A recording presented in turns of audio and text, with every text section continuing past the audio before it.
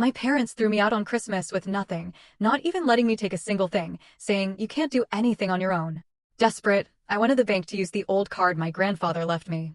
The bank manager turned pale and whispered, "Ma'am, please sit down, you need to see this." I was stunned by what showed up on the screen. Can you imagine being thrown out of your own home on Christmas Eve, with nothing but the clothes on your back and a trash bag full of junk?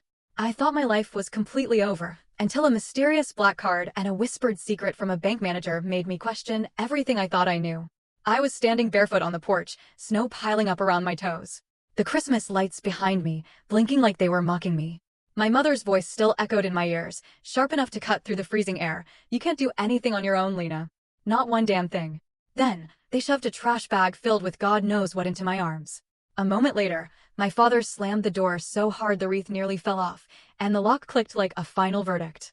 Behind me, perfectly decorated houses glowed warm with holiday dinners, laughter, families. And there I was, standing in the snow, no coat, no home, and no family willing to claim me. A few neighbors peeked through their curtains, pretending they hadn't just witnessed the Carringtons throw their daughter out like she was yesterday's garbage. My phone had no service. My bank app showed a humiliating balance of $182. The winter wind sliced through my thin sweater. For the first time in my life, I truly understood what it felt like to be unwanted.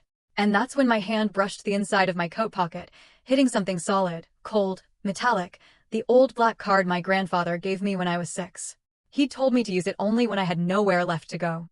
I finally managed to move my numb feet down the steps and toward my car. The snow made my sandals slick. I almost fell twice. The trash bag tore open in my arms as I reached the sidewalk. Inside weren't my clothes, or my documents, or anything that belonged to me. Just random junk. A towel covered in bleach stains, a broken Christmas ornament, a half-burned candle. They couldn't even give me the courtesy of my own things. My car groaned when I started it, the engine whining like it didn't want to cooperate. Honestly, same. I sat in the front seat, my hands shaking so hard the keys rattled. My breath fogged the windshield. The heater barely worked, blowing cold air across my face as I stared at the house I grew up in. Now it was locked behind a door my parents made sure I could never open again. I replayed the scene from 20 minutes earlier. Christmas Eve dinner burned in the oven because my mother was too busy criticizing my posture. My father complained about the cost of the holiday lights. My brother rolled his eyes at everything I said. Then the fuse blew. When I told them I wouldn't co-sign a loan they wanted under my name. Not with them, just me alone. Suddenly, I was ungrateful. Selfish. A leech. Their words piled up faster than the snow outside. My mother snapped first, calling me a disappointment. My father followed with a shouted, "Get out," that echoed down the hallway. If I hadn't seen it with my own eyes, I wouldn't have believed how fast my family could discard me. They always said I'd come crawling back. But tonight, as I sat in my cold car, staring at their warm windows, something shifted inside me. I didn't want to crawl back. Ever again. But wanting strength and having options are two different things. My stomach growled, reminding me I hadn't eaten since yesterday. It was almost midnight, and my body felt like it was made of hollow glass. I searched for hotels nearby, but the prices might as well have been $1 million. I tried calling a few friends, but my mother had spent years quietly isolating me from most of them. A part of me wondered if this moment was exactly what she wanted. For me to be so alone, I'd have no choice but to obey her forever. I refused to let that be the ending. I drove to a 24-hour diner because it was the only place I could sit without being thrown out. The neon sign flickered as I parked. The waitress gave me a look, sympathetic but cautious, as I slid into a booth and ordered the cheapest cup of coffee they had. I cradled it between my frozen hands like it was the last warm thing on earth. And then, like it had been waiting for this moment all along, the black card slipped out of my coat pocket and clinked softly against the table. I froze. I remembered the exact moment my grandfather gave it to me. I was 6, sitting on his lap in the backyard while my parents fought inside. He pressed the card into my small hands and whispered, "One day, sweetheart, you'll need this. Use it only when you have no one else." At the time, I told him I would never need it. My parents loved me. Or so I thought. The waitress passed by and glanced at the card. Her eyes widened, and she quickly looked away. You have one of those," she murmured before heading back toward the kitchen like she shouldn't have said anything. I ran my thumb over the smooth metal surface. No name, just numbers engraved in gold. It didn't even look like a normal bank card. It looked older, heavier, like a key to something I was never meant to open too early. I pulled out my phone, 3% battery left, and searched for the bank logo etched on the corner, Cumberland National Trust. Only one branch nearby was open until 6 a.m. the next day. The building looked like something out of an old movie, with marble pillars and brass handles. Far too elegant for someone like me. But the card came from Grandfather Henry. And if there was ever a moment I needed whatever he was trying to give me, it was now. My phone died in my hand. Perfect. I sat there for 2 hours, nursing the same coffee. The waitress refilled it twice without charging me, probably out of pity. Or maybe she saw something in my face. She recognized someone trying desperately not to fall apart. I kept the card hidden under my palm the entire time, afraid someone might see it. Afraid of losing the one thing that might save me. Eventually, exhaustion won. I stumbled back to my car and curled up in the back seat, pulling my thin jacket over my knees. The windows fogged as my breath turned white. The heater had long since given up. My fingers went numb first, then my toes. Fear crept in. The kind of fear only people with nowhere to sleep understand. I thought of Grandfather Henry again. His warm hands, his quiet smile, the way he always looked at me like I mattered. Maybe he knew this day was coming. Maybe he tried to warn me in the only way he could. "Grandpa," I whispered into the cold darkness. "I hope you knew what you were doing." The black card lay against my chest, tucked under the jacket like a heartbeat I was borrowing. Tomorrow, I'd walk into that bank. Tomorrow, I'd find out whether this card was worthless or the one thing that could change everything. For the first time since being thrown out into the snow, I felt a flicker of something warm inside me. Not hope, exactly, but possibility. And possibility was enough to survive one more night. The lights inside Cumberland National Trust glowed warm against the gray morning. As I pulled into the nearly empty parking lot, my stomach twisted so hard it felt like I'd swallowed a stone. I'd barely slept in the backseat of my car. My fingers were still numb when I gripped the strange black card in my pocket. It was the only thing keeping me from collapsing under the weight of everything that had happened last night. I sat there for a minute, engine off, breath fogging the windshield, trying to convince myself that I wasn't insane for being here. But then I remembered my mother's voice. "You can't do anything on your own." Sharp enough to slice through bone. If I didn't walk into that bank now, her words would become true. I refused to let them become true. I opened the door and stepped into the cold. The wind stung my cheeks as I walked toward the towering building with marble columns and brass-framed windows. It looked like the kind of place where real money lived. Old money. The kind of money my parents always pretended we came from, even though our house was financed through loans they always struggled to pay. This building didn't belong to people like them. It definitely didn't belong to people like me. Unless my grandfather meant what he said all those years ago. Inside, the air smelled faintly of polished wood and expensive winter coats. A receptionist in her 50s looked up from her desk and smiled, the kind of polite smile bank workers always give customers they assume don't belong here. "Good morning. How can we help you today?" My voice almost caught. "I need to check the balance on an old account." "I have the card." I slid it across the counter. The receptionist's smile slipped, not rudely, but with recognition. Unexpected recognition. She turned the card over, examining it like it was a relic from another century. "I'll call a manager," she said quietly. "A manager for a balance check?" My brain, fried from exhaustion and fear, immediately jumped to the worst conclusions. Maybe the account was closed. Maybe the card was worthless. Maybe I was about to be escorted out for wasting their time. I sat in one of the leather chairs near the window, folding my freezing hands in my lap. A mother with a toddler walked past me, the child giggling as he tried to grab her scarf. A retired couple sat a few seats away, quietly reviewing a stack of papers. Normal people with normal lives on a normal morning. None of them knew I was homeless. None of them knew the reason I was here was because my parents had shoved me out the front door like unwanted mail. 5 minutes passed, then 10. Just when I was about to convince myself to flee out of pure humiliation, a tall man in a charcoal suit appeared in the doorway. He looked like he'd stepped out of a financial magazine. Sharp haircut, immaculate tie, expression controlled, but not unfriendly. "Miss Carrington," he said, hesitating only long enough to check my ID in his hand. "Yes, I'm Elliot Hayes, the branch manager. Would you come with me? We need to discuss your account privately." My heart slammed against my ribs. Privately, that word felt too big, too heavy. I forced myself to stand and followed him down a hallway lined with framed photos of the bank's founders. Stern men in old-fashioned suits stared down at me like I didn't belong. His office smelled like cedar and something crisp and expensive. He gestured for me to sit, then closed the door behind us. "Before we proceed," he said, settling behind his desk, "I need to verify your identity." I handed him my driver's license with shaking fingers. He studied it, typed something on his computer, and the screen reflected faintly in his glasses, a bright glow against his composed face. His eyebrows rose only slightly, but I saw it. "Miss Carrington," he finally said, "the card you brought in today is one of our legacy accounts. It hasn't been used in many years." He turned the screen toward me, and for a moment, everything inside me stopped. Rows of documents, dozens of linked files, account details that looked nothing like a simple savings account.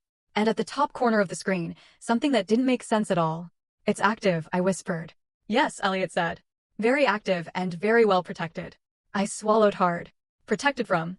He paused. From anyone but you. The words hit me like a punch. My grandfather wasn't dramatic. He wasn't cryptic. He didn't leave mysteries. Except he did. He left this. Whatever this was. Elliot pulled up another file, an internal note dated 23 years ago. My eyes widened as I read the name. Henry Carrington. My grandfather. He set up this account when I was only 7. He wrote a directive, only accessible by my granddaughter Lena, and only when she presents the physical legacy card. I felt dizzy.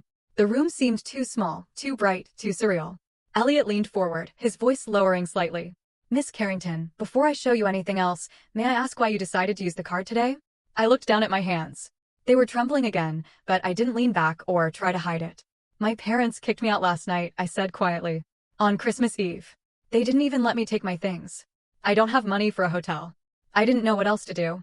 Elliot's expression didn't change dramatically, but something in his posture softened. I see.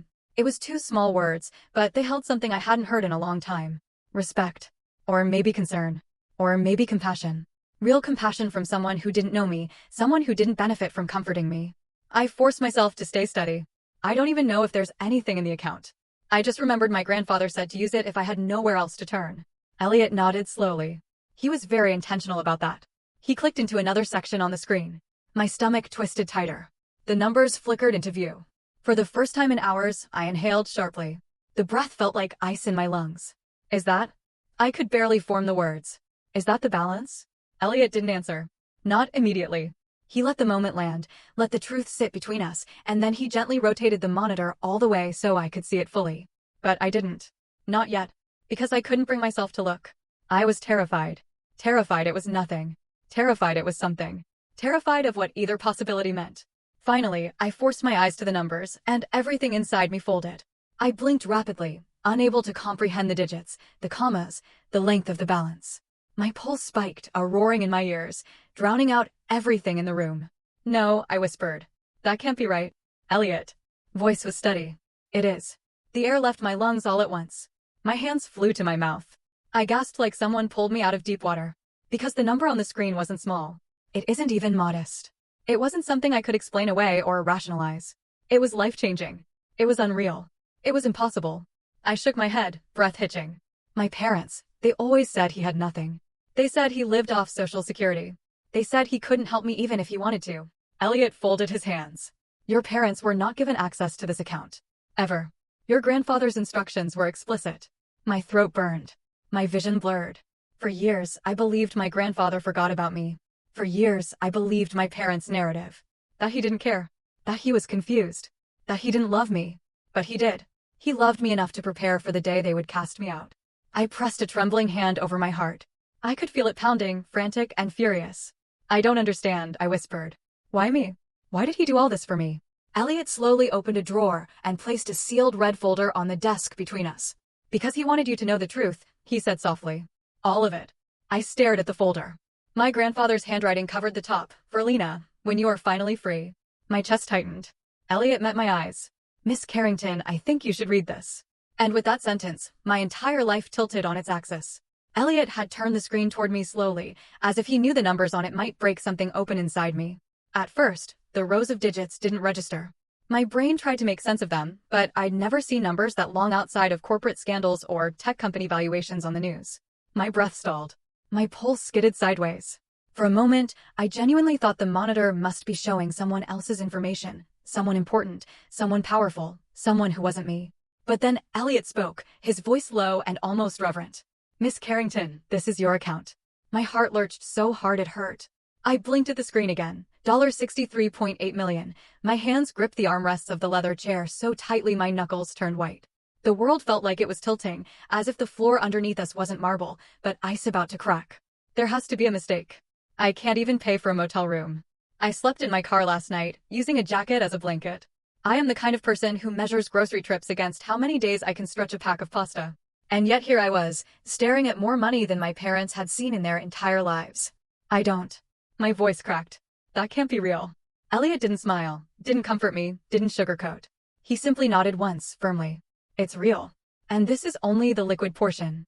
Only the liquid portion. The phrase made my stomach swoop. He started clicking through tabs, each one filled with information that knocked the air out of me. Commercial property deeds, land holdings in 3 counties, stocks, and companies I recognized from headlines. A partnership in a robotics firm I definitely heard about on the news.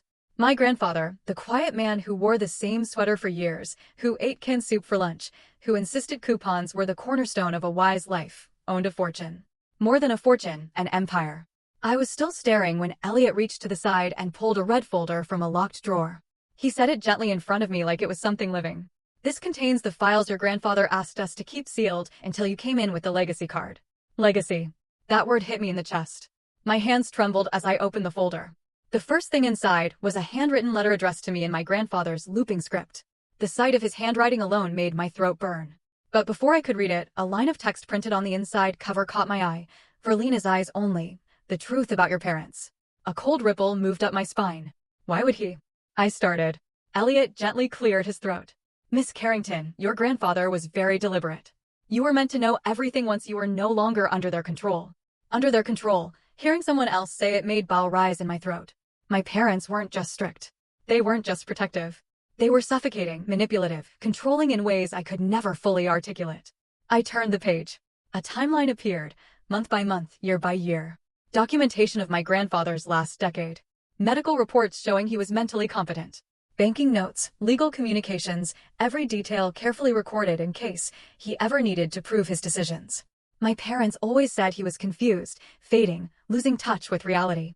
They said that was why he never left them anything, why he didn't want visitors, why I shouldn't bother him with my presence. Lie after lie after lie. The documents showed the truth. He begged them to let me visit him. Begged. My mother intercepted the letters he wrote.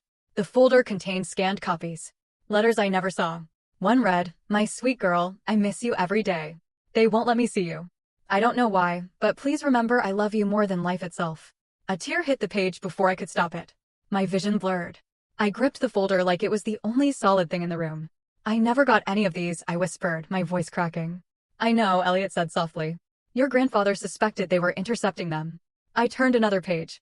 A legal statement Henry filed after an incident 8 years ago. "If anything happens to me suddenly, investigate Richard and Ella Carrington first." Seeing my parents' names in black ink under the words suspected coercion and financial manipulation made my stomach twist. My grandfather knew. He knew what they were capable of, knew what they did to him, and what they would eventually do to me. I picked up the letter addressed to me. My fingers trembled as I unfolded it. "My Lena, if you are reading this, it means they have cast you aside. I hoped it wouldn't happen, but I feared it would. They value control above all else. You must know this truth. None of their words about you were ever real. You were never weak. You were never a burden. You were the best part of this family. Everything I built because I knew you would one day need freedom. Take this chance, my dear girl. Use it to live the life they never allowed you to dream of. You are my legacy. With all my love, Grandpa Henry." I pressed the letter to my chest. A sob escaped me, raw and painful. For years, I thought he forgot me. I thought I wasn't worth remembering. I was wrong. My parents made sure I believed I was forgettable. They kept me small, quiet, obedient. They shaped my entire sense of self around the lie that I was unwanted. But here in this folder was proof of the opposite. Proof that the only person who ever saw me clearly left everything to me because he believed I deserved better. Why me? I whispered again. Why not my father? Why not my brother? Elliot looked at me with a level of sympathy that felt almost parental. Because he trusted you. Because he saw their intentions long before you could. And because you were the only person who cared for him without wanting anything in return. I swallowed hard. Memories flooded me. Sitting in my grandfather's garden while he told me stories, while my parents dismissed him as old-fashioned or irrelevant. I never understood why he always looked at me with such sadness. Such knowing. Now I did. I turned another page. More evidence, more lies unraveled, more truth revealed. My father tried to gain power of attorney over Henry when he was hospitalized once. The doctor refused to sign the competency declaration. My mother pressured Henry to invest in family plans involving Michael's failed business. And when Henry refused, they cut ties. Not because they cared for his health, but because they were furious he wouldn't hand them control. My breath shook as I closed the file. "What happens now?" I asked. Elliot folded his hands. "Now, Miss Carrington, you decide what you want. But before anything else, there is one final document your grandfather left. It requires your authorization to access it." He placed a small biometric scanner on the desk beside an encrypted drive. "This contains the full truth about your family," he said quietly. "And instructions from your grandfather for your future. Instructions? My heartbeat pounded. The room felt too still. Are you ready? He asked. Am I? My parents threw me out like trash. They made sure I had nothing. No money, no clothes, no home, no self-worth. And yet, the man they dismissed as senile and worthless built an empire and left every piece of it to me. I don't know if I'm ready, but I know I have to be. I placed my thumb on the scanner. The light turned green. The encrypted drive began to unlock, loading files line by line. Elliot watched the screen, his expression tightening. There's something else, he murmured, almost to himself. Something your grandfather didn't want anyone to find until now. The final file loaded. Elliot exhaled, turned the monitor toward me, and said, Miss Carrington, you need to see this. The encrypted files loaded line by line, the cursor blinking like a pulse on a heart monitor, steady and unhurried, while my own heartbeat pounded loud enough to drown out the quiet hum of Elliot's office.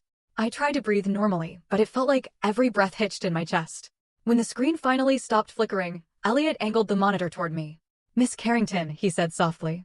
Your grandfather wanted you to see this, if he ever feared your parents would harm you financially, emotionally, or otherwise. The first file opened automatically. A title stretched across the top in bold letters. For Lena's eyes only, a complete record of your parents' actions. My stomach nodded. I set my hands in my lap so they didn't visibly shake, but I don't think it helped. I clicked the first entry. A timeline appeared. 10 years of dates. 10 years of carefully documented reports, emails, transcripts, and notarized statements. Every entry written or signed by my grandfather. My throat closed slowly, like someone was squeezing it. The first note began, my son and his wife have begun attempting to control my financial decisions. I blinked, reading it twice. My parents always claimed he was forgetful, losing touch with the world, my mother would say, shaking her head with exaggerated pity. My father called him unstable and said I should stop visiting him because it stressed him out. But the tone of this note was steady, clear, sharp. Nothing about it was confused. I scrolled. Another entry appeared, this one with a scanned doctor's evaluation. Patient is fully competent. No signs of dementia or cognitive impairment. Recommending continued independent living with regular medical check-ins. I felt like falling through the chair. Every story my parents told me collapsed like it was built of tissue paper. They said he couldn't manage his money anymore. They said he was embarrassed to see me. They said he didn't recognize me. They said he didn't want visitors. All lies. The next set of files were letters written in my grandfather's familiar looping handwriting. Each addressed to me, each dated during a period when my parents told me he didn't want to see anyone. My breath caught. There were dozens. I clicked the first one. My dearest Lena, I've written to you twice without a reply. I assume your parents are not giving you my letters. A sound slipped out of me, half gasp, half wounded noise, the kind I didn't even know I could make. I felt 10 years old again, sitting on my childhood bed, wondering why I mattered so little. I clicked another. I asked them again today if you could come visit. They said you were too busy. I hope you know I would drop everything to see you if I could. A tear fell onto the desk. I wiped it away quickly, embarrassed, but Elliot remained respectfully silent, as if he'd seen grief take many forms and understood this one. Another document loaded automatically. This one, not a letter, but a transcript, meeting record, Cumberland National Trust. Attending, Henry Carrington, estate manager, initials, E. Compliance officer. My grandfather's voice came through faintly in the audio file, shaky only because of age, not confusion. My son and daughter-in-law attempted to have me declared mentally incompetent today. They brought in papers they wanted me to sign. I refused. I stopped the audio, hands trembling harder. My parents tried to take his finances, tried to control him. They did the same thing to me in every way that didn't require a bank signature. When was this? I whispered. Elliot clicked to the date, 9 years ago.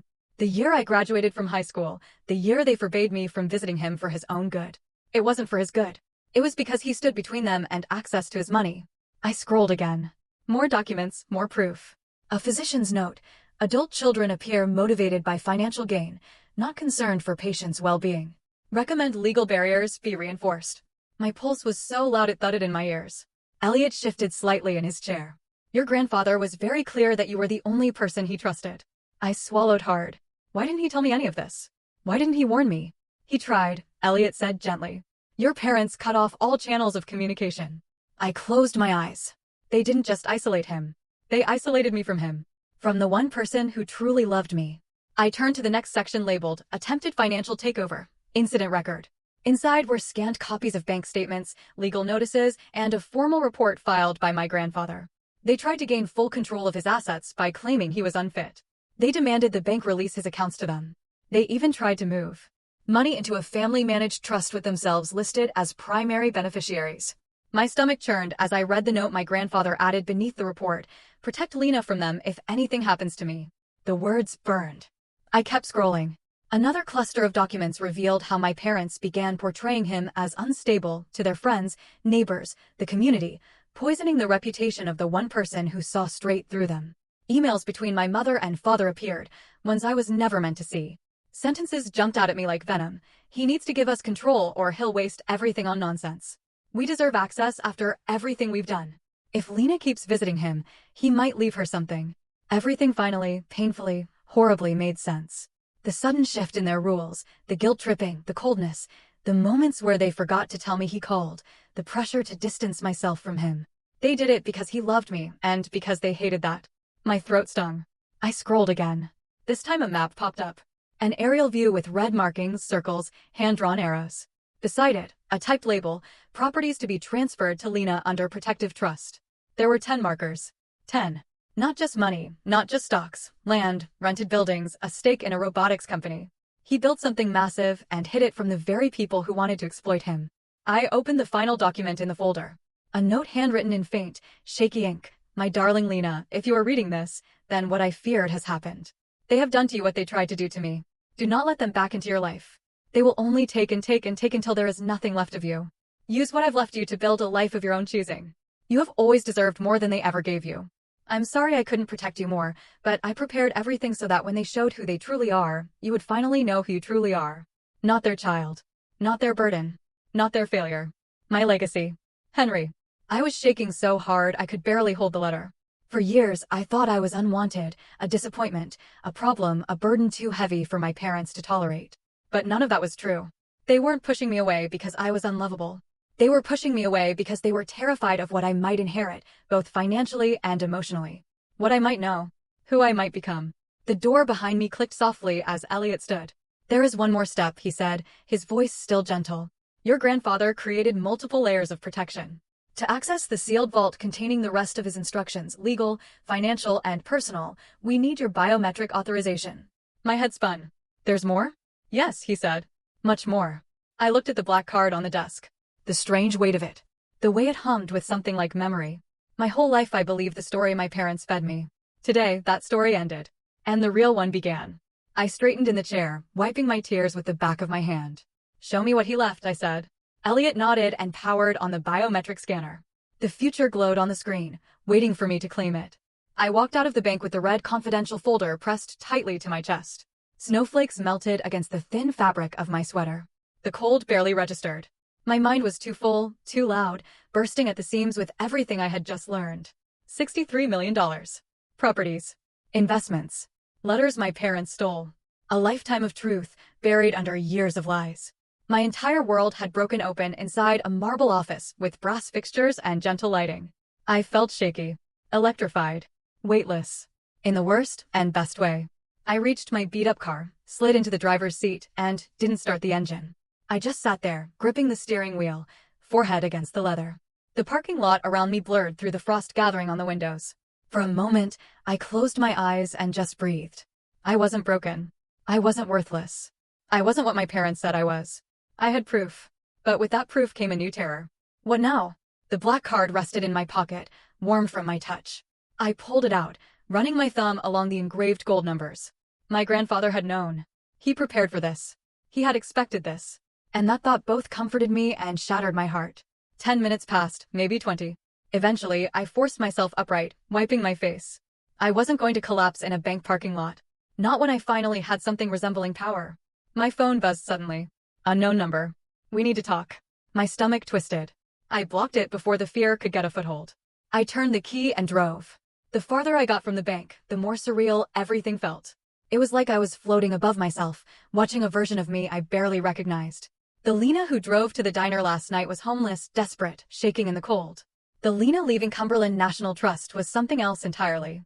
Not rich, not yet, not emotionally, but no longer someone my parents could crush.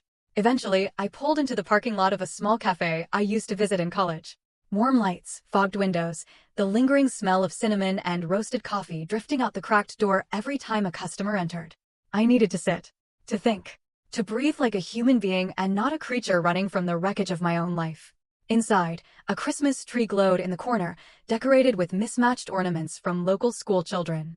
A couple in their 70s sat near the window, laughing gently about something in the newspaper. A barista hummed along to a holiday playlist. Normal. Everything felt so painfully normal. I slid into a booth, my hand still trembling as I opened the red folder. The documents inside were organized, neat, curated by someone who loved me enough to plan for a future I didn't know I needed. But this wasn't everything. Elliot had mentioned another meeting someone else. I checked my phone. A voicemail from the bank. Miss Carrington, this is Elliot. Before you leave town today, please return to the branch. We need to complete the estate disclosures with our senior specialist. It's important. I shut my eyes, exhaling shakily. Important was an understatement. 20 minutes later, I was back in the marble lobby, snow melting off my boots. Elliot met me immediately, his expression more serious than before. He introduced me to a woman with silver hair, warm eyes, and a voice like steady oak. Miss Carrington, she greeted, offering her hand. I'm Marjorie Keene. I managed your grandfather's accounts for 22 years. I blinked. You knew him well? Marjorie's gaze softened. He was one of the most thoughtful clients I've ever had. He spoke about you constantly. The words hit so hard I almost forgot to breathe. Marjorie led us to a private conference room. Papers were already spread out across the table. Property maps, valuation reports, legal notes, investment summaries. And another box. Smaller. Locked. This, Marjorie said, touching the lid gently, was left in our care for you, but it required 2 forms of authorization, one from you, one from your grandfather. My grandfather passed, I whispered. Marjorie nodded. He provided a pre-recorded authorization video. We'll use your biometric ID to complete the verification. I stared down at the box, my chest tight. This wasn't just money. This was intention. A legacy. Protection. Love. Are you ready? Marjorie asked. I nodded, even though I wasn't ready at all. The scanner beeped. A green light flashed. The lock clicked. When Marjorie lifted the lid, I felt the air thrum. Inside were keys. Dozens of them, each tagged with a neat handwritten label. A storage facility number. A farmhouse address I didn't recognize. A commercial building. Something labeled Carrington Lot. Do not sell. And a sealed envelope with corporate logos I traced with my finger in disbelief. What is all this? Your grandfather's hidden portfolio, Marjorie explained. He didn't trust your parents to know about it. He didn't trust anyone but you. I felt my throat close. But they always said he was broke. They always told me he'd mismanaged everything. Marjorie sighed softly.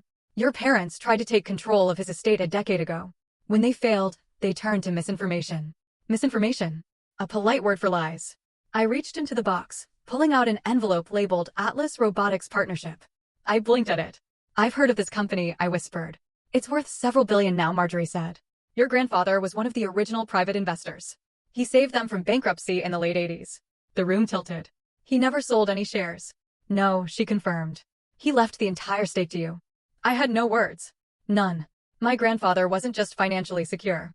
He was brilliant, strategic, quietly powerful in ways my parents never understood. We estimate your total holdings exceed what you saw on the initial screen, Marjorie continued carefully. By a significant margin. How significant? I whispered. Elliot's voice lowered. 8 figures, possibly 9, depending on asset liquidation. A laugh slipped out of me. Not a happy one. A startled, broken, stunned sound. My parents threw me out with a bag of trash. Neither banker responded. They didn't need to. I pressed my palms to my face, breathing through the tremors in my chest.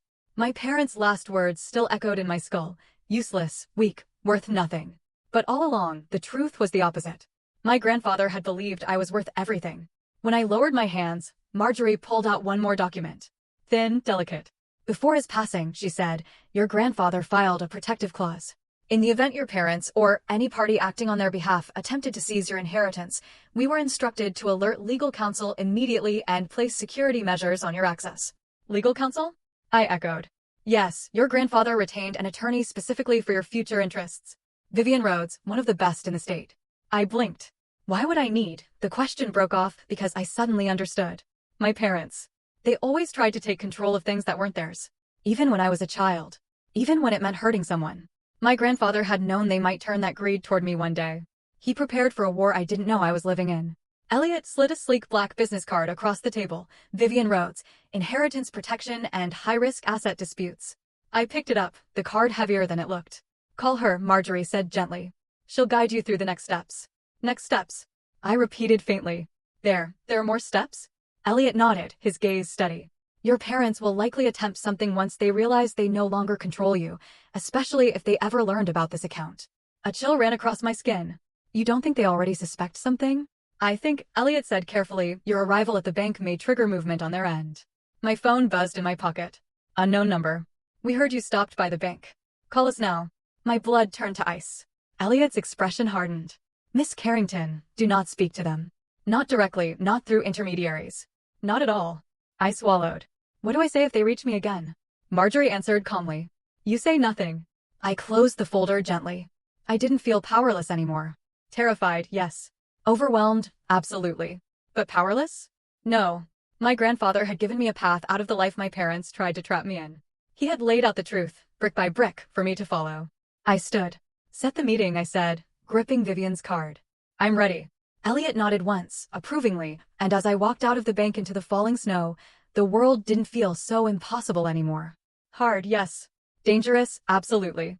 But I finally had something worth fighting for. My life. My freedom. My future. And I wasn't giving any of it back. I was sitting in my car outside the cafe with Vivian's business card still warm in my hand. The world tilted in slow circles around me. The folder on the passenger seat held more truth than I'd ever had in my entire life. And yet, all I could think about was how empty I felt. Not of hope, but of energy, of breath, of strength. My body felt like it was running on fumes after 2 nights of fear and no sleep. I told myself to move, to stand, to get out of the car and drink something with sugar in it, but my limbs felt heavy and uncooperative. When I finally pulled the door open, my legs wobbled. I stepped out onto the sidewalk, and the cold air stole whatever was left of my balance. My vision tunneled. The world shifted sideways. I heard a door chime behind me, and before I could brace myself, everything swooped. A pair of hands caught my arms before I hit the ground. Hey, Easy. You okay? The voice was deep, steady, and startlingly calm. I blinked up and saw a man with warm brown eyes, a dark coat, a doctor's ID still clipped to his pocket like he'd just walked out of a hospital shift. His gaze was focused, assessing in a way that was frighteningly competent. I'm fine, I lied. You're not fine, he answered, helping me toward a booth inside the cafe. You nearly fainted. He signaled the barista without breaking eye contact with me. Water and orange juice, please. I sank into the seat, embarrassed, dizzy, my heart thudding against my ribs. He slid into the booth across from me, watching. Scarefully. I'm Marcus, he said gently. Dr. Marcus Hale, cardiologist. Are you sure you're all right? I nodded even though my hands were trembling. Just tired. A lot's happened. His brow furrowed. He didn't ask questions immediately, just waited, letting me breathe. There was something disarming about him. Not comforting, exactly, but grounding, like he was used to talking people off emotional ledges. The drinks arrived. I took a sip of the orange juice, the sugar hitting my bloodstream like a jolt. Thank you, I whispered. Marcus nodded. Do you have someone you can call? A friend? Family? A bitter laugh slipped out. Not family. He didn't push. Then someone else? I shook my head. My throat tightened. Maybe it was the exhaustion. Maybe it was the fact that for once, someone was asking if I had support instead of telling me I was a burden. He leaned forward slightly. Look, I don't know what happened to you, but you look like someone who hasn't eaten or slept in too long, and you're shaking like you're freezing. I slept in my car last night, I admitted quietly. His expression softened with something like sorrow. Then let me ask a different question. Are you safe now? The calmness in his voice caught me off guard, because I wasn't sure anymore. I thought my new apartment would be a fresh start. Then I thought being thrown out of my parents' house would be the worst thing that could happen. Then I found out everything I knew about my grandfather was a lie. Now the truth sat heavy in my bag, and the danger felt close. Too close. I don't know, I whispered. Marcus didn't look shocked the way some people would. He just nodded once, as if confirming a diagnosis he already suspected.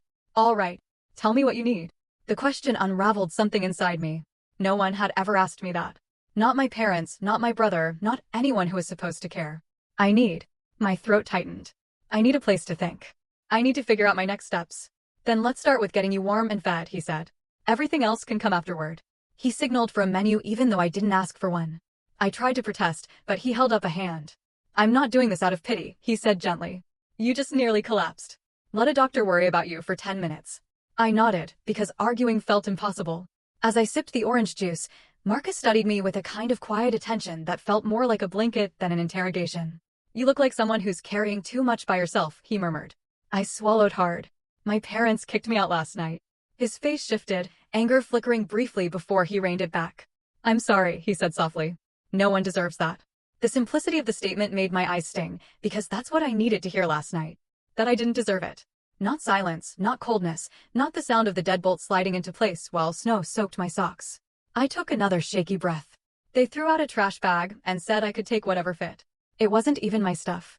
Marcus exhaled sharply through his nose. That's cruel. He didn't sugarcoat it. He didn't make excuses for them. He didn't say they were stressed or emotional. He called it what it was, cruel. And somehow, hearing someone else name it made the truth settle deeper in my bones. When the food arrived, scrambled eggs and toast, my hands trembled again. Marcus noticed. Eat slowly, he said. Your blood sugar tanked. I nodded and took a bite. Warmth spread through my chest, thawing something I didn't realize had frozen. Do you have a place to stay tonight? He asked once I'd eaten enough to feel human again. I'll figure something out, I mumbled, even though I had no idea where I'd go.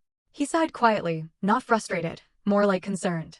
I know you don't know me, and I'm not asking for details you're not ready to share. But if you need somewhere safe, the hospital lobby is open 24/7. Security is always present. You won't be alone. I looked up at him, surprised. Why are you being so nice to me? He smiled softly, but it was a sad smile. Because 5 years ago, someone had to be kind to me when my world collapsed, and it saved my life. His grief was quiet, but unmistakable. A woman he loved, gone. The shadow of her still sitting beside him in the booth. I'm sorry, I whispered. Me too, he said quietly. But kindness doesn't have to end with the people we lose. Silence settled between us. Not awkward, not heavy, just real. When I finished eating, I gathered my things to leave, but Marcus stopped me with a gentle touch on my sleeve. Wait. He pulled a pen from his coat pocket and wrote something on a napkin. His handwriting was steady, neat. If anything happens, if you feel unsafe or dizzy again, or just need someone to check in, call me. No pressure, no expectations. I stared at the napkin. His name and number looked unreal. I don't want to drag anyone into my mess, I whispered. He stood as I did, adjusting his coat. Lena, sometimes life throws us into storms we didn't ask for. Letting someone stand next to you isn't dragging them in. It's surviving. My throat tightened again. I slipped the napkin into my pocket next to my grandfather's black card. Thank you, I breathed. He held the door open for me. Take care of yourself, and please be careful. I nodded and stepped into the cold. Snowflakes swirled around me as I walked back to my car. The warmth of the cafe faded behind me, but something else remained. A steadiness I didn't have before. When I reached the driver's seat, my phone buzzed again. A voicemail from Vivian Rhodes. My legal appointment was set for tomorrow. Urgent, she said. Come early. In the back seat, I saw the red folder, the truth about my parents, my grandfather, my inheritance, my life. For the first time in years, I felt the faintest spark of strength inside me. I wasn't alone anymore. Maybe for the first time ever. And that changed everything. The first thing I saw when I woke up was the glowing notification on my phone screen. 5 missed calls, 3 voicemails, 2 emails from addresses I didn't recognize. For one blissful second, I forgot everything, my parents, the court paperwork Vivian prepared, the truth about the inheritance. But then the dread slid down my spine like ice water. I turned the phone back on. The messages loaded slowly. Unknown email. You stole something that belongs to us. Call immediately. Unknown email number 2. We know what your grandfather left you. You can't hide from your own family. My breath caught. My palms grew slick. They know. Somehow they know. I forwarded everything to Vivian with shaking fingers. She replied almost instantly. Block all unknown contacts. Do not respond. This is escalation. I stared at the phone, ball rising in my throat. They weren't asking if I was safe. They weren't shocked I was homeless. They weren't apologizing. They were demanding, accusing, threatening. My parents didn't lose a daughter. They lost control. My hands shook as I threw on clothes and grabbed the folder from the floor. Every step felt unsteady, like I was walking into a storm I barely understood. Before leaving the hotel room, my phone buzzed again. Unknown number. You will regret not cooperating. My stomach twisted. I blocked it instantly and rushed outside. The cold slapped me in the face as I hurried toward my car, eyes darting across the parking lot. And that's when I saw it again. The gray sedan. The same one from yesterday. Same tinted windows. Same slow, predatory presence. It sat 2 rows away. Engine idling. Exhaust ghosting into the winter air. My pulse spiked. I ducked into my car and locked the doors. I tried not to look, but my eyes flicked back anyway. The sedan didn't move. Didn't drive away. It just waited. I breathed through my panic long enough to call Vivian. She answered on the second ring. Tell me everything. I described the calls, the emails, the car. Your parents hired someone, she said flatly. That's a private investigator. He's tailing you. Document everything. We can use it in court. I gripped the steering wheel tighter. Why would they send someone after me? Because they're desperate, Vivian replied. They wanted control of your grandfather's estate for years. Now they know you're beyond their reach. What do I do? I whispered. You meet me at the office, she said. Today. Bring everything. I pulled out of the parking lot and tried to swallow my fear, but my chest wouldn't loosen. Every turn, I checked the rearview mirror. Every time I slowed down, the sedan slowed too. My hands shook so violently, I almost missed my exit. My phone buzzed again. It was Marcus. Hey, you okay? You sounded tense yesterday. I exhaled a trembling breath and typed back with stiff fingers. I think I'm being followed. He called immediately. Lena, where are you? Are you safe? No, I whispered, because it was the first time I'd admitted it aloud. I don't think I am. Stay on the phone, Marcus said. I'm heading toward my office at the hospital. Tell me exactly where you are. I followed his voice, steady and calm, until I finally pulled into his hospital's parking lot. The sedan turned at the corner, but didn't enter. It waited across the street. Marcus met me at the entrance. The moment he saw my face, he stepped closer, lowering his voice. That car again? I nodded. It's been following me all morning. He looked over my shoulder and saw the sedan. His jaw tightened. They're not bothering with subtlety. He walked me inside, stayed nearby while I sat in the lobby, and only left when I assured him I was calling Vivian next. His hand brushed mine before stepping away. You're not handling this alone, he murmured. Not anymore. My chest tightened in a different way. Less fear, more something warm and unfamiliar. Then I headed to Vivian's. Her office looked like the headquarters of a quiet, controlled storm. Glass walls, polished steel, precise movements. Vivian greeted me with a steady expression, but the second she saw the screenshots, a spark ignited behind her eyes. This is harassment, she said. This is stalking. This is intimidation. We're responding aggressively. She laid out a plan like a general drawing battle lines, restraining orders, cease and desist letters, criminal complaints. She called a security consultant who arrived 10 minutes later and reviewed the photos of the sedan. Professional, he said. Not some amateur. He's reporting back to someone. My parents. Of course, it was them. Next, Vivian opened a thick binder she'd been preparing since yesterday. This morning, she said, your parents filed an emergency petition with the court. My stomach dropped. What kind of petition? They're trying to claim you are mentally unstable and unfit to control assets. The world tilted. What? I choked out. They're saying I'm... Vivian tapped the page. Predictable tactic. They're attempting to build a narrative. I stared at the words on the page. My name next to phrases like delusional tendencies and emotional instability and concerns for her decision-making. A cold shiver ran down my spine. My entire life, I whispered. They said those things to me. Exactly, Vivian replied. They groomed you to believe it so they could weaponize it. Now my eyes burned. Every memory with them suddenly felt sharper, clearer, more sinister. Vivian placed a hand over mine, firm but gentle. We will destroy this petition. I nodded even though my throat was tight. We went over documents, messages, evidence, every lie they told, every threat they made. Vivian gathered everything into a binder labeled L, Carrington Abuse File. It's time you see your life clearly, she said. No more fog. Her confidence was a buoy in a sea of panic. The meeting ended with instructions. Stay in public places. Document everything. Avoid being alone at night. As I left her office, the sky was darkening. The early winter sunset casting long shadows across the street. My breath fogged in the cold air. I pulled my coat tighter around me. Halfway to my car, I saw movement to my right. The gray sedan parked at the corner. Engine running. Lights off. I froze. Panic skittered through my veins. Before fear could swallow me, a voice called out, Lena. I jumped, turning toward the sound. Marcus stood across the sidewalk. Coat half-zipped, keys in his hand. I thought I'd swing by and check, he says softly.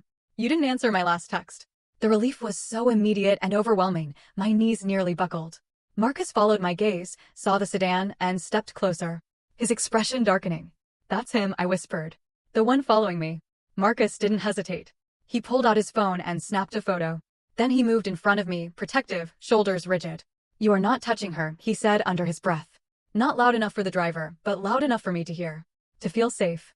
The sedan finally pulled away, melting into traffic like a ghost. I sagged against my car door, heart hammering wildly. Marcus put a steady hand on my shoulder. You need backup, and you have it. Whatever this is, you're not facing it alone. I swallowed hard, fighting tears. Why, I whispered. Why are you doing this for me? He studied me with quiet intensity. Because you deserve someone in your corner, and because I care. The words broke something open inside me. Something brittle, fragile, long abandoned. I nodded, unable to speak. He gave my shoulder a gentle squeeze before stepping back. Go home, he said softly. Lock your doors. Text me when you're inside. If anything feels off, you call me immediately. I promise I will. But when I got back to my hotel room, there was a package at my door. No return address, no label, just a plain brown box. My stomach churned. I picked it up with 2 fingers like it might explode. Inside, there was no object, just a single sheet of paper. You can't hide. We'll get back what belongs to us. My hands trembled so hard I almost dropped it. I texted the photo to Vivian. Her response was immediate. He's escalating. We're filing for an emergency restraining order tomorrow morning. Lock your door. Do not open anything else. I sat on the edge of the bed, breathing in short, sharp bursts. The note crumpled in my fist. For the first time, I understood something terrifying. My parents aren't going to stop. But neither am I. Not anymore.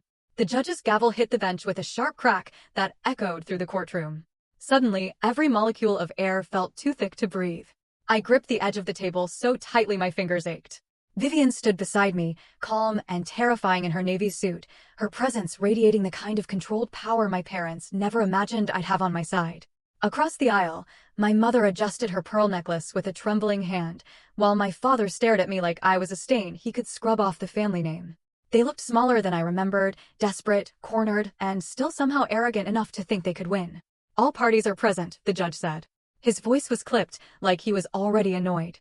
This is the emergency hearing concerning the petition filed by Richard and Elaine Carrington regarding the mental fitness of their daughter, Lena Carrington. My father sat straighter, smoothing his tie. My mother put on her trembling lip, ready to weaponize tears. I braced myself. Their attorney, a thin, sharp-featured woman who looked like she ate broken rolls for breakfast, stepped forward first. Your Honor, we are here today out of deep concern for our daughter. She has displayed increasingly erratic behavior, made impulsive financial decisions. That's a lie, I whispered. But Vivian touched my arm lightly. Wait, and has recently gained access to funds set up by her grandfather while in an emotionally unstable condition, the attorney continued. We fear she is being manipulated by outside influences and is not mentally capable of managing such assets. My mother dabbed at her eyes delicately. Fake. All of it. Vivian stood, her movements precise. Your Honor, we are prepared to respond to all allegations, including evidence of stalking, harassment, and financial manipulation committed by the petitioners. The judge's gaze sharpened. Proceed. Vivian began with a stack of documents. First, medical reports from Mr. Henry Carrington's physicians confirming he was fully competent when he established the Legacy Trust for my client. She handed them to the bailiff. My parents stiffened. And next, Vivian continued, security footage from Cumberland National Trust from 9 years ago showing the petitioners attempting to coerce an elderly man into signing over control of his estate. My father jerked upright. My mother gasped softly. Their attorney tried to object, but the judge silenced her with a raised hand. The footage played on the courtroom monitor. There was my father, face twisted with frustration, pointing at a stack of papers. My mother hovering behind him, her lips thin with anger. And my grandfather, calm but unyielding, refusing to sign anything. The courtroom was dead silent. Vivian continued. We also have email correspondence from the petitioners to various third parties attempting to frame Mr. Carrington as mentally incompetent. These emails contain statements such as, and I quote, he's old. Who's going to believe him? My father's jaw clenched. My mother's face turned pale. And finally, Vivian said, pulling out a printed transcript, we have the letters Mr. Carrington wrote to my client, letters her parents intercepted and concealed. She read one aloud. My grandfather's voice on paper felt like a hand on my heart. My sweet girl, I miss you. They won't let you visit. I am so sorry. Please remember I love you. I covered my mouth with my hand. The judge's expression softened, almost imperceptibly. Then Vivian dealt the blow that broke everything open. There is also evidence that the petitioners hired a private investigator to follow my client, including footage of the same vehicle appearing outside her hotel and trailing her on multiple occasions. She gestured to the screen again as images flashed, my own photos of the gray sedan. My father burst forward suddenly, slamming his hands on the table. That is taken out of context. The judge slammed his gavel. One more outburst, and you will be removed. My father's chest heaved as he sank back into his seat, eyes burning with fury. Your Honor, Vivian said, it is clear the petitioners are not concerned parents. They are individuals attempting to regain access to an estate they failed to seize from the rightful beneficiary. The opposing attorney stood, but even she looked rattled. Your Honor, we believe. I believe nothing with evidence to support it, the judge snapped, rubbing his forehead. He glanced at the documents, then at me. His next words felt like oxygen. Petition denied. My breath rushed out in a shaky gasp. The judge continued, voice firmer now. Furthermore, due to the documented harassment, stalking, and attempted coercion, this court issues a temporary restraining order against Richard and Ella Carrington, effective immediately. My mother's face crumpled. My father went scarlet. And the judge added sharply, I will be recommending this case be reviewed by criminal investigators for potential charges. My parents both whipped their heads toward me, outrage written across their faces. Their attorney looked ready to sink through the floor. Vivian nodded once, satisfied. Thank you, Your Honor. We exited the courtroom, and I leaned against the wall outside, shaking. Relief and terror battled inside my chest. The threat was contained, but not dead. Marcus appeared in the hallway like he was waiting for this moment. He stepped toward me slowly, as if unsure whether he was allowed to touch me. I didn't realize I was crying until he brushed a tear from my cheek. You did it, he murmured. You stood up to them. I feel like I'm going to collapse, I admitted. You're allowed to, he said softly. Just not alone. I let out a trembling breath. They aren't going to stop. No, he agreed. But now they have consequences chasing them, and you have people standing between you and them. Vivian stepped out, her heels clicking decisively. Lena, we're not finished. There's still a long process ahead. But today you won. And you're safe, for the moment. Safe, a word I haven't felt in years. Marcus took my hand gently. Come on, let me walk you to your car. We stepped outside into the brittle winter air. The gray sedan was nowhere in sight today. Maybe finally the loss scared them back into whatever shadows they came from. But as I reached my car door, my phone buzzed again. A new message. No number, no name. Enjoy your freedom while it lasts. My blood ran cold. Marcus saw my expression and took the phone from my hand. When he read the message, his jaw tightened in a way that sent fear and comfort warring inside me. He looked up slowly. They're not done, he said. Neither am I thought. Not anymore. He handed me back my phone. We'll tell Vivian. We'll file it. We'll fight everything they throw. I nodded, swallowing hard. I survived the hearing. I survived the exposure of a decade of lies. And with every new threat, every new attempt to pull me back under their control, something inside me hardened. My parents started a war. But I'm finally learning how to fight. Snow was falling again the morning everything finally shifted. I watched it from Marcus' kitchen window. The city, washed in white, was quiet in a way that almost felt unreal after weeks of chaos. For the first time in what felt like forever, my shoulders weren't knotted in fear. My phone wasn't buzzing with threats. No dark cars idled outside. The world was still, but the stillness wasn't fragile anymore. It felt earned. Marcus moved around the kitchen behind me, barefoot, half awake, making coffee like he'd been doing it beside me for years. His presence no longer startled me. It settled me. Each small gesture, reaching past me for a mug, brushing a hand against my back, kissing the top of my head as he passed, felt like a quiet reminder that I wasn't alone. Not anymore. Vivian had emailed last night with the final update. The case was closed. The fraud investigation into my parents was complete, and charges, real, serious charges, were moving forward. I wasn't required to testify. Their emails, messages, and the PI's confession were more than enough. My parents were no longer lurking shadows in my life. They were legal consequences waiting to happen, and I was free. A knock came at the door. Marcus looked up surprised. That'll be the security detail, he murmured. Vivian said they'd stop by this morning. For once, I didn't tense. I didn't check the peephole 3 times. I didn't feel hunted. The security officer standing outside the door introduced himself, gave us the court's final documents, and left. No drama, no threat, just closure delivered in a manila envelope. I sat at the table, fingers trembling only slightly as I opened it. Permanent restraining order. Full control of my grandfather's estate. Official confirmation that I had been the victim, not the perpetrator, of manipulation. And one more thing, a letter from the court-appointed financial evaluator. I opened it and blinked. They had audited everything, the accounts, the recordings, the documents my grandfather left behind, and they'd discovered more investments, more assets, more property. My parents didn't even know existed because my grandfather had hidden them too well. I let out a strangled laugh. Marcus looked up. Good news. He left me more than we thought, I whispered. A lot more. He pulled out the chair next to me. Then maybe it's time you decide how to use it. I stared down at the letter and felt something I hadn't felt in years. An open horizon. A future that belonged to me. Not shaped by fear or obligation. Not filtered through keyholes or dictated by someone else's cruelty. Mine. Later that afternoon, Vivian called with one last update. It's done, she said simply. They can't touch you again. I stepped out onto the apartment balcony as she spoke, listening to the hum of the city below, breathing in cold air that tasted like relief. When we ended the call, I stayed there a while, letting the wind tangle my hair, letting the reality of my new life sink in. Marcus joined me a moment later, hands tucked into his pockets. You okay? I nodded. I think for the first time I know what that feels like. He smiled the way he always did when he wanted to make sure I believed in myself. What's next, Lena? I turned to him, feeling warmth spread through my chest. I want a home, I said softly. A real one. Not a place to hide. A place to live, a place where I can breathe. He nodded slowly. Good. And I hesitated, searching his face. I want you there. If you want to be. His expression softened, gentle, steady, full of something that felt a lot like promise. I'm not going anywhere, he murmured. Wherever you go next, I'm right beside you. I didn't realize I was crying until he brushed a tear away with his thumb. Weeks later, when the last snow melted and the first signs of spring touched the edges of the city, we stood in front of a little brick house just outside town. A quiet street, a yard my grandfather would have loved, a porch where light poured in the afternoons. Not a mansion, not a fortress. A beginning. A symbol of everything I'd built for myself. Freedom. Safety. Peace. Inside, we painted walls, unpacked boxes, and built a life.